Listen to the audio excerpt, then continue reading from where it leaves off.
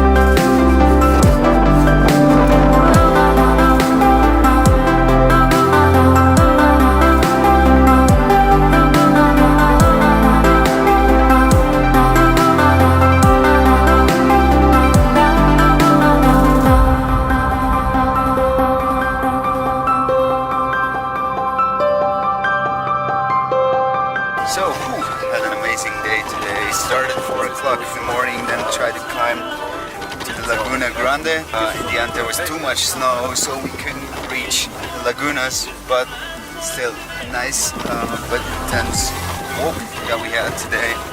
Good guide, and yeah, it was a lot of fun. So we go back to the hotel now, sometime there, and then yeah, journey can continue again.